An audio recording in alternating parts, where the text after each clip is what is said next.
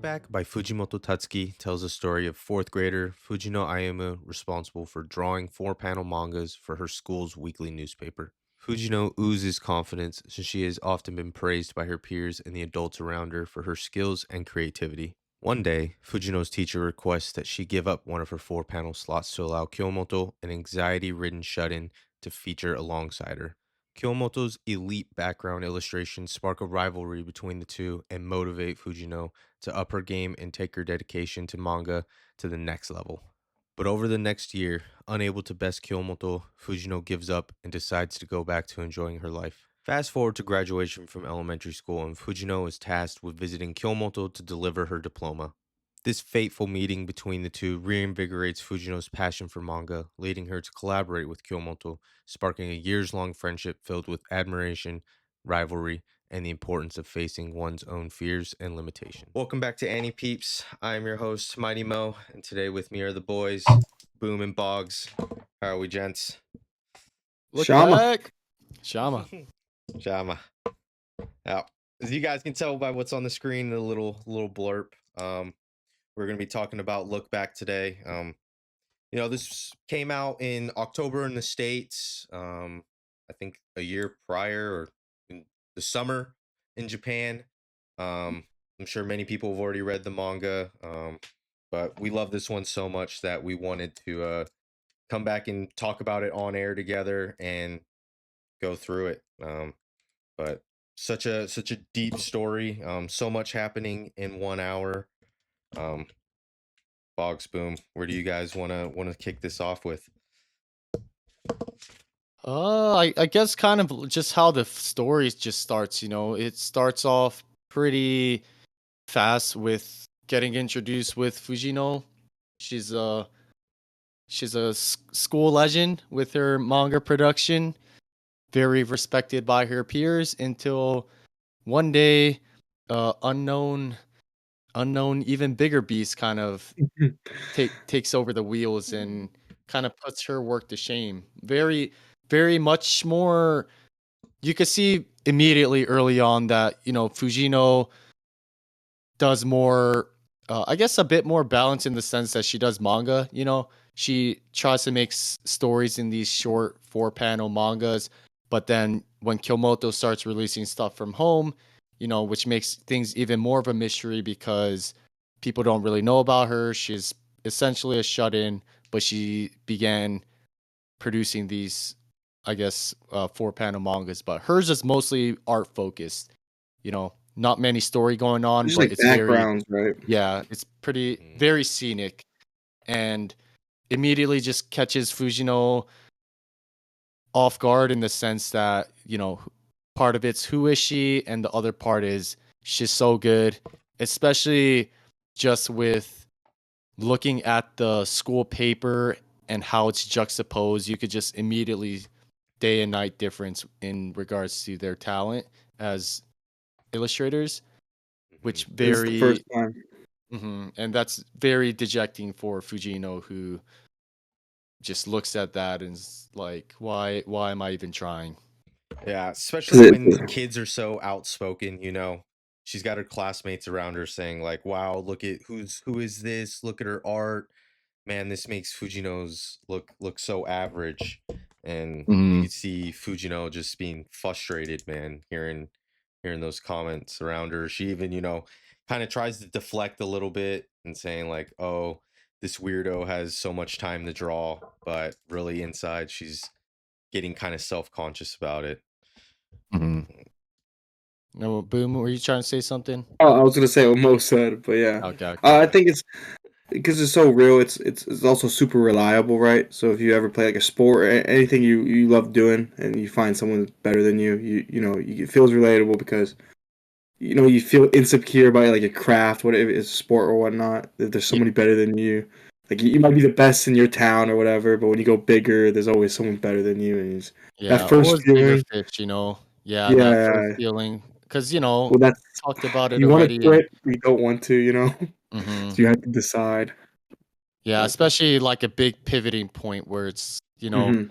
time changing, very closest seasonal change where it would be easy for her to kind of cut ties and get a fresh start. It's kind of a big trope you do see in anime with whether it's going from elementary school to middle school to high school to work or college, College. whatever.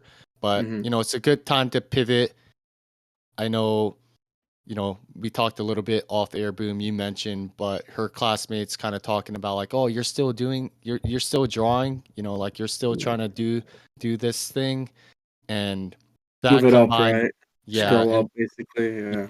pretty much a grow up message. And that tied in with obviously Kyomoto's incredible talent for drawing, pretty much makes you want to quit. And I guess before we continue, I kind of just want to, we'll probably going to be more focused on the themes in the movie because we could talk about plot, but if you've seen Look Back, you obviously know what the plot is about. But, Yeah. Yeah, and so um, this will be fairly spoiler heavy as well yep, with the yep. themes we'll be going into. Hmm. Yep. And things get nice for a while. And I guess I do kind of want to talk a bit about how much I loved the sequence of them kind of growing together as artists. From rivals Very, to friends, baby. yeah, rivals to friends. And that's a whole Yeah. nother thing too with how they meet. Super epic. Hmm. Not Fujino, Kyomoto's house kind of becomes a pretty bit important setting in the story as a whole. But yeah, they meet, they grow together, and then a lot of times all good things do come to an end. They grow apart, and the tragic incident happens. But before that, you get to see them grow together. You can see them really having fun and kind of letting each of their strengths work together, because you can kind of see, just based off how you see them sitting in the room, you can see that a lot of probably the story sides coming from Fujino, the storyboard, and then maybe most of the illustrations coming from Yeah. Kyomoto's side. And they don't just grow their craft too. Like Mo, if you put that a crate picture up too, like that scene like shows like Fujino like let's like again you mentioned earlier about Kyomoto was like what is it called? Stay in or I Shut forgot in. what Extrovert or introvert shut in. shut in. Yeah, so she's like Fujino's introducing her to more things, right? And I really Mhm. like that aspect of the friendship too. So it just makes it like They both grow off each bittersweet other, when they grow apart, right? When she goes to Mhm. college, because you're happy for her, but it It's sucks to the also team. As very bittersweet. Yeah. yeah, yeah. I think Fujino knew that too. Mhm. I know she was really bitter initially, but And I it's think that's also a part because Fujino also kind of grows in the sense that I feel like part of her kind of succumbing to, jealousy, but then hmm once jealousy and envy, but then once they start to work together, obviously they both grow as mangakas, obviously. But, yeah. as their friendship grows. And yeah, we get Sharkman. Of course, like a big theme in this is kind of Fujimoto, the author of the Shark manga, kick. kind of reflecting, kind of imposing himself on both of these characters, hence the names Mhm. for the characters. Tomoto and Fujino combine it for Fujimoto.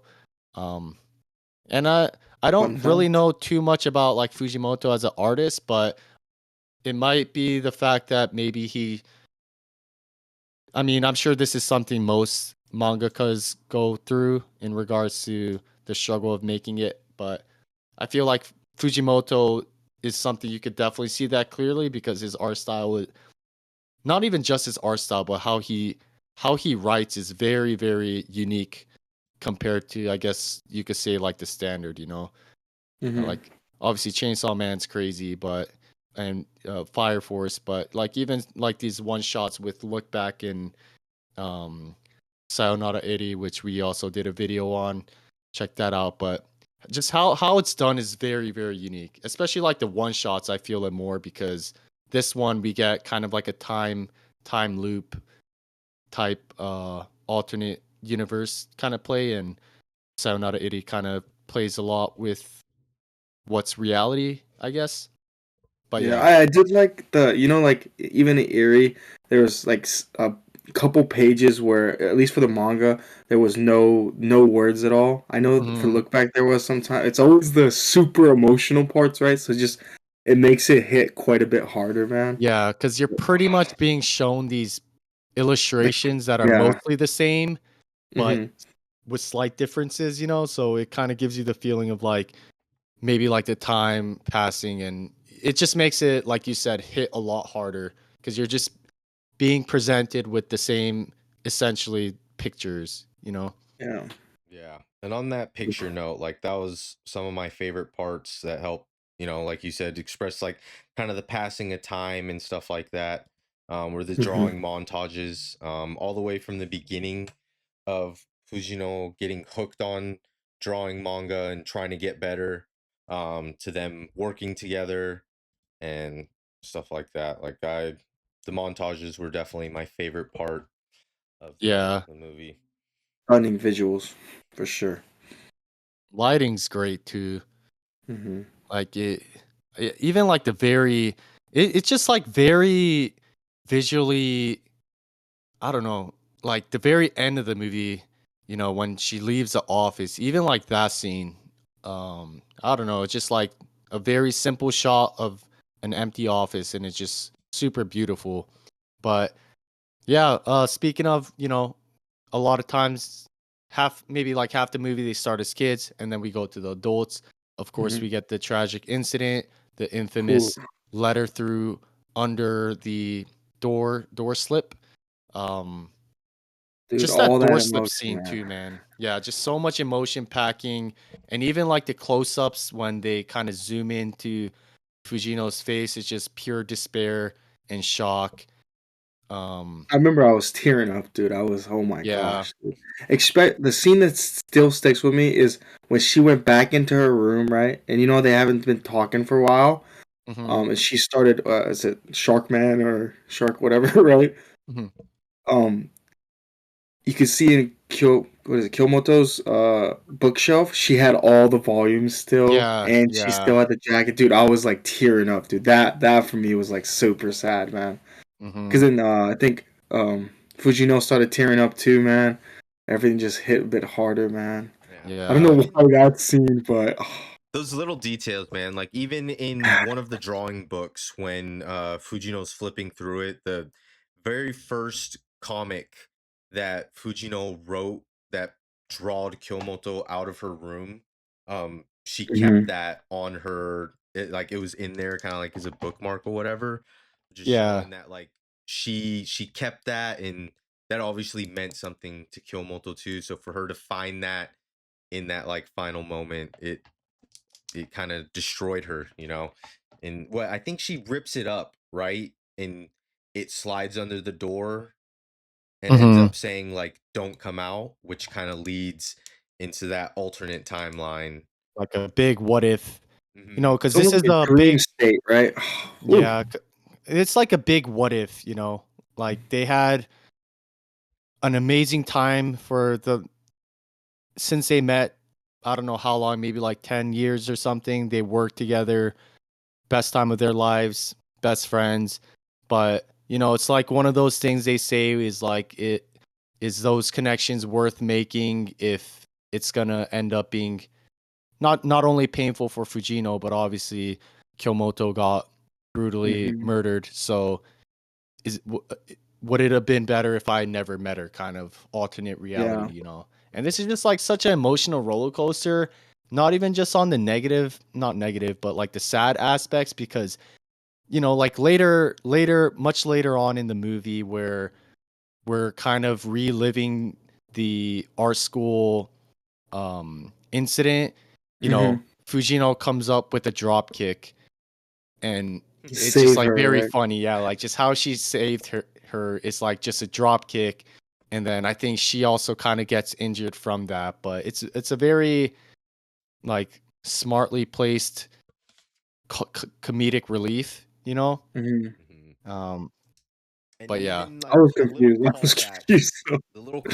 that they do from that, like Fujino's like a karate, she's like stick through the karate, Mhm. in the Mhm. original timeline she quit and joined karate with her sister for a while, that karate is what ended up saving Yeah, yeah. Kyomoto, but also Kyomoto, like, still she referred to her as sensei even in that alternate timeline Mhm. and kind of told her like Mm, you're the reason I went to art school. So like seeing the two timelines still meshing together was a really it's like nice scene. Definitely, yeah, no, uh, the attention emotional to roller detail, coaster, man. boss. You The said it attention right, to man. detail. Yeah. He's like a gut punch, man. Yeah. No, I mean, dude, this was just a absolute gut punch, man. I was a little bit I was a step above tearing up, if I'm not lying. Both That's what makes it reading and good. watching it. Yeah, I agree. I agree. Um, but also kind of really just shows Fujimoto's love for the game, you know. Just and I guess we also didn't really speak too much about the animation and just the visuals, but Stunning. they absolutely killed it, man. It was just really really good.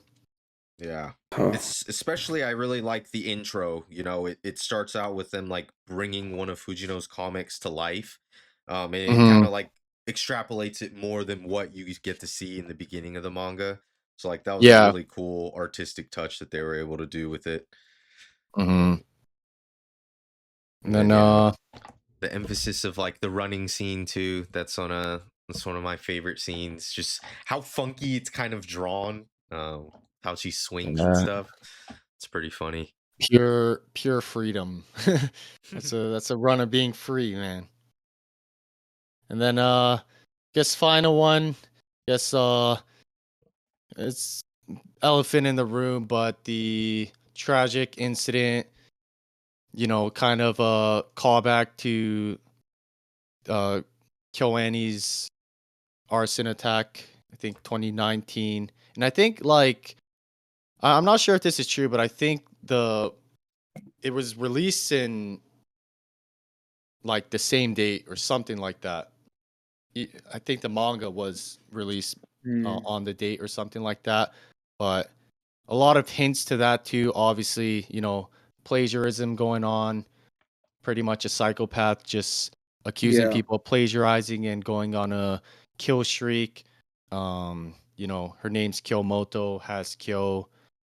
It's the same Kyo as Kyoto's Kyo, but it was very unexpected. And I mean, did you guys know that this was gonna be an emotional ride when you guys watched her? Like, did you guys know it was No. gonna be like a sad? No. I think that's what I loved it even more. Like I went in so blind to what it was gonna be. I just knew it was gonna be like I just heard it's loosely based on Fujimoto's um Hmm. uprising to becoming a mangaka. And so the twists and turns that it took, yeah, blew Yeah, me away. definitely made it hit more. You know, Yeah. because when when you're looking at a lot of the things before watching, whether you watch a trailer or not, you know, even Mhm. just getting like the key visuals and all that, looking at the cover, it definitely just looks very like even just by the colors, you can see when they're kids, but it's just very vibrant, super colorful. It just seems like a very happy one, you know. You look at some of the a lot of like the shared maybe advertisement pictures. It's when they're in the Combini store, looking at the book, or they're both in the room drawing. You know, so yeah, if you go into this very blind, which I'm sure most people did, it's just absolute shock because it happened so fast too. You know. And Boggs. I don't know if you remember this, but I texted you after I watched this because, like Mo, I went to this completely blind. But I didn't know it was loosely based on the Chainsaw Man author. I thought it was like based on true stories. I True remember events. I texted Boggs. I don't know if you remember this, but I was like, "Yo, it's so sad what happened to the Chainsaw Man author. Is this like legit?" And you're like, "Brother, I think it's like not even based on him." Or Yeah. you said something. I was like, Yeah, "Dude, I don't." I think I just mentioned the what I pretty much mentioned with the name, you know, Yeah, the yeah, yeah. two are based off and then the Kyoani incident. But it does I thought it it's hit very harder on. real, you know, Yeah, like it could the happen. point Yeah, you brought up, yeah, just bring like a somber reminder of how quick loss can happen and how to deal with tragic things in your life, you know. I mean, this one just hit too hard. It's a good read.